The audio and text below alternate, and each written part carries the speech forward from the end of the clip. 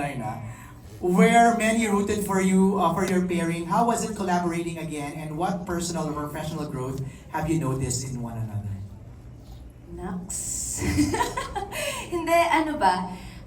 This isn't the first time naman nagka-work kami after BBB, pero it's been a while. First time in a long time. Ito yung first na mahaba natin. Yes, together, right? yes. Kasi dun sa nakaraan yung sa movie, medyo bitin ako eh. Nabitin ako. Nakadalawang araw lang ako doon. Hindi, meron na tayong una. Ano Na yun? saan ka na kailangan kita. O sige na. After After that. ng mahabang panahon, nagkaroon tayo ng Yes. sarili buhay. Ito ulit yung parang... So maraming salamat sa pagpapaunlak. Uy, wala kayo sa PBB house.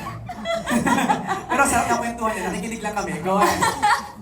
But me, masaya ako na si Jane ay kasama ko dito. Alam mo yun, kasi nakakatuwa din na ma-reunite ka dun sa mga dating ka-housemate mo, di ba, sa Tama. BBB. And then, sobrang comfortable na sa isa't isa. I don't know why. Bakit nga ba? Eh kasi, marami nang pinagdaanan. Parang si Lara Jean at si Saya. Teo. Marami na silang So, pinagdaanan. masasabi ko, perfect din yung character natin. Oo. no? Yeah. From that PBB tandem to another PBB tandem, let's